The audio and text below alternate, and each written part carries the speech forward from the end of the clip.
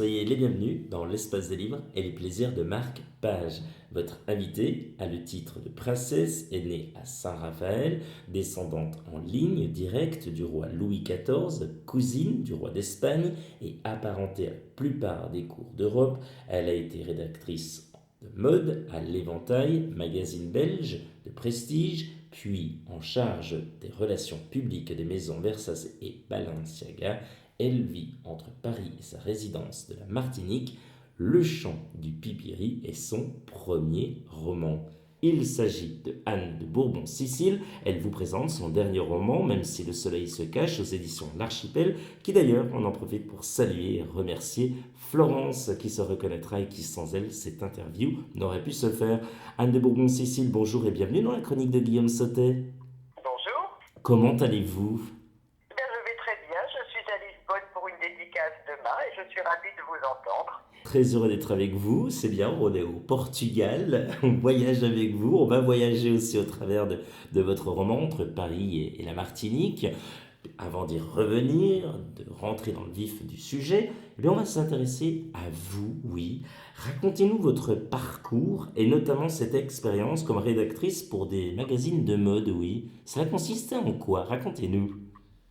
D'abord, je suis donc, vous l'avez dit, née à Saint-Raphaël et puis arrivée à Paris à l'âge de 16 ans où j'ai terminé mes études. Et ensuite, j'ai commencé dans les relations publiques, d'abord avec Versace. Alors Versace a été une aventure assez extraordinaire parce que c'était un homme hors du commun où tout était possible. J'ai rencontré des personnes extraordinaires, si ce n'est qu'il fallait être vraiment aux ordres de ce cher Gianni qui tout d'un coup vous appelait au milieu de la nuit pour vous dire que le lendemain il voulait rencontrer telle ou telle personnalité, ce qui n'a pas toujours été évident, mais ça a été donc une grande expérience. À la suite de ça, j'ai commencé, j'ai changé chez Balenciaga, où là, les budgets étaient beaucoup plus serrés, donc il fallait faire preuve d'une très grande imagination. Et j'ai commencé, le styliste s'appelait Joséphus Timister, et j'ai gardé une grande affection pour lui, c'est devenu un ami. Puis ensuite, j'ai continué en faisant des défilés de fausses fourrures. Je dessinais des manteaux en fausse fourrure que je distribuais aux États-Unis. Puis ensuite, qu'est-ce que j'ai fait? Ensuite, je suis allé chez Cardin. Et puis, l'âge venant et l'envie de changer, je me suis dit, habitant entre la Martinique et la France, qu'il fallait bien que je trouve une activité qui me prenne véritablement à cœur. Et comme j'ai toujours aimé écrire, toujours, parce que je suis quand même assez sensible, et donc et émotive. Quand j'ai quelque chose, encore aujourd'hui, quand j'ai quelque chose qui me touche particulièrement, souvent c'est de l'injustice ou de la peine ou des choses comme ça, je préfère écrire parce que l'exprimer de vive voix, soit je pleure, soit je m'énerve. Donc je préfère vraiment écrire. Donc j'ai toujours voulu écrire et j'ai eu la chance aussi d'avoir une grand-mère polonaise très fantasque. Et quand on était petit, on allait très souvent se promener avec elle et elle nous incitait à raconter les histoires des passants. Donc l'imagination débordante de ma grand-mère a un peu rejailli sur moi. Et donc en arrivant à la Martinique, j'ai décidé que j'allais commencer à écrire, ne sachant absolument pas si un jour j'allais publier ou pas. Et puis les amis m'ont poussé et par chance, l'Archipel a bien voulu publier mon premier livre qui est Le Chant du Pipiri. Ensuite, j'ai eu une expérience qui m'a énormément touchée d'une tante qui a décidé de partir en Suisse après avoir été au courant d'une très grave maladie qui allait la toucher et elle ne voulait pas se terminer infirme, donc elle est partie se donner la mort. Et j'ai voulu donc raconter son histoire. Ne vous inquiétez pas, c'est quand même très gai comme livre, parce que tous mes livres, la base de mes livres, c'est toujours l'amour, l'amour, l'amour. Il n'y a que l'amour qui m'intéresse, mais à chaque fois avec un fait de société qui me touche particulièrement. Donc, Le Chant du Pipiri, c'est sur la mixité et le racisme. J'ai quelque chose à te dire, c'est sur le droit de mourir dans la dignité. Et le dernier qui vient de sortir, c'est sur l'amour peut-il résister à l'injustice. Eh bien, dis donc, une belle carrière derrière vous et devant vous, encore des choses à faire. Puis à côté de ça, on l'a dit, vous avez le titre de princesse. Ça consiste en quoi? Non mais sérieux, parce que les gens se disent, ouais, princesse, mais ça fait quoi? Tout ça. C'est vrai, on se pose des questions. La question qui tue. Ben, je vais vous dire, une princesse, c'est une femme comme une autre, avec peut-être un peu plus de devoirs. Mais c'est vrai que dans les interviews, on a toujours tendance à mettre ce nom en avant, bon, qui est tout à fait une partie de ma personne, ça c'est une évidence. Et je suis très très respectueuse du nom que je porte et de tous mes ancêtres. Mais je voudrais dire qu'avant tout, je suis une femme libre. Et je préfère parler de ce que je fais plutôt de ce qu'ont fait mes ancêtres. Et très souvent, je me dis, mais avec le nom que tu portes, pourquoi tu n'écris pas des romans historiques sur tes ancêtres? C'est passionnant. Mais je ne peux absolument pas, parce que j'ai trop de respect, et je ne peux pas aller jusqu'au fond de mon imagination, qui est parfois aussi un peu fantasque, comme celle de ma grand-mère, quand il s'agit de mes ancêtres. Quand vous n'écrivez pas, notamment, qu'est-ce que vous aimez faire et quelles sont vos passions, Anne de Bourbon-Sicile?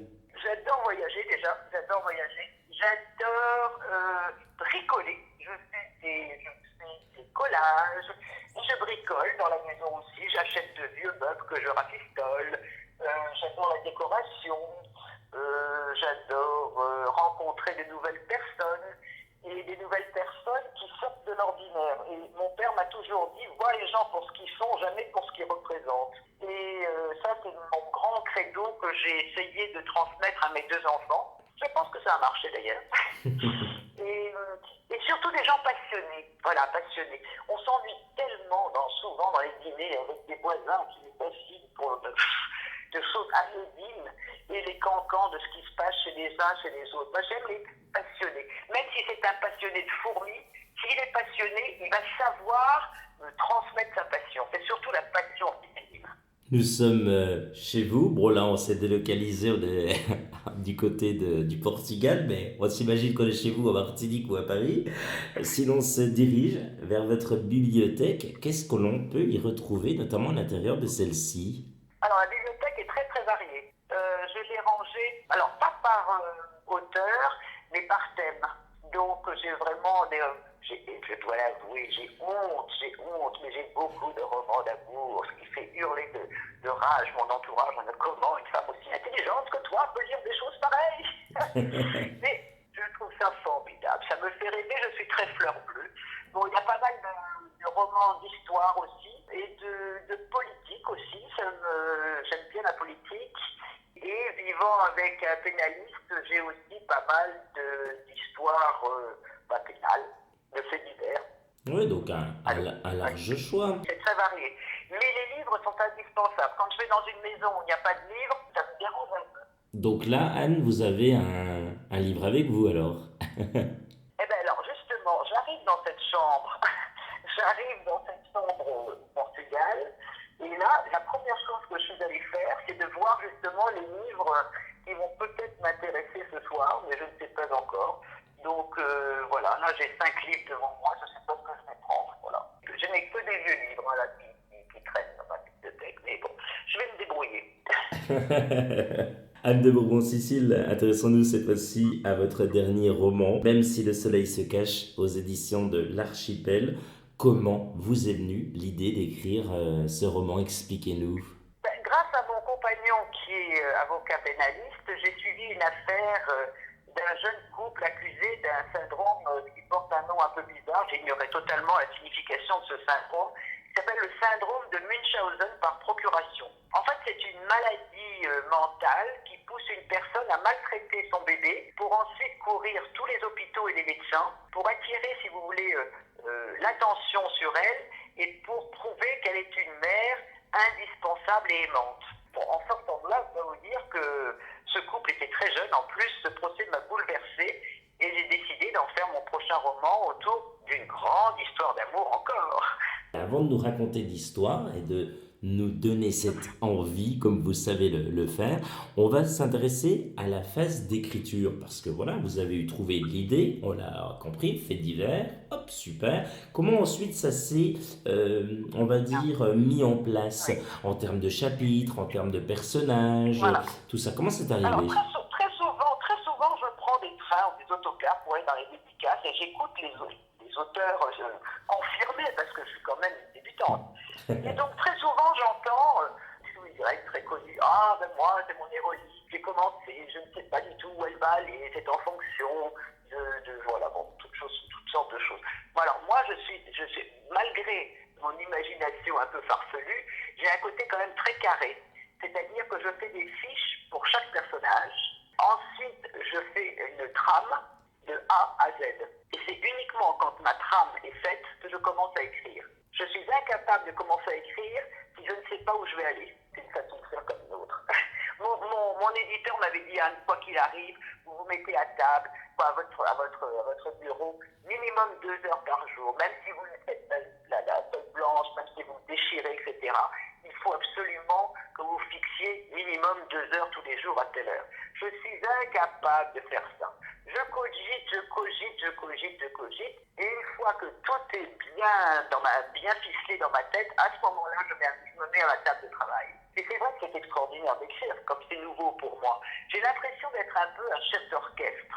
Et je fais faire ce que je veux à mes personnages, comme avec un musicien, si vous voulez. Quand on a assez d'un personnage, parfois on le fait mourir. Quand on est énervé contre quelqu'un, on le met dans la bouche d'un personnage. Non, c'est fabuleux. Je suis grisé par l'écriture. Franchement, ça a été un réel plaisir de vous lire. On est vraiment captivé, vraiment, du C'est début gentil. jusqu'à la fin. Ah non, mais c'est vrai, c'est un roman qui se lit très facilement. Si vous souhaitez passer des insomnies, vous pouvez lire le nouveau Anne de Bourbon-Sicile. Eh bien, ça tombe bien, racontez-nous, oui, en quelques mots, cette incroyable histoire que va vivre notamment ce couple très amoureux. L'amour est toujours présent dans vos ouvrages, comme vous l'avez dit. Et ce duo est formé par Émilie et Eric. Racontez-nous un petit peu quelques mots pour donner cette envie à celles et ceux qui vous écoutent de le lire. Donc, c'est la jeune Émilie qui vient d'avoir son bac avec mention. C'est une jeune fille des beaux quartiers de Paris, de Saint-Germain. Et donc, ses parents, pour la féliciter, lui offrent un séjour à la Martinique, au Club Med, avec sa meilleure amie. Là, elle va rencontrer et tomber follement amoureuse du Géo. Vous vous rendez compte du drame, de la différence de milieu, etc., de la distance. Et malgré tout, l'amour est toujours le plus fort. Et le Géo va rentrer à Paris. Et une petite fille, Alice, va voir le jour. Bon, c'est le bonheur le plus absolu, malgré tous les ombrages à droite, à gauche, mais bon, tout va très très bien. Jusqu'au jour où un matin, Émilie voit des traces sur le corps de son bébé qui ressemblent à des morsures humaines.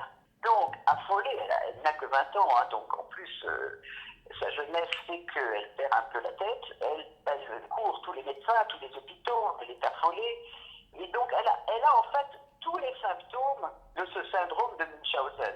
Donc, petit à petit, les médecins, puis les taches disparaissent, puis reviennent, disparaissent, reviennent, c'est l'horreur absolue. Et les médecins commencent à la soupçonner d'avoir ce syndrome. Donc là, la descente aux enfers commence.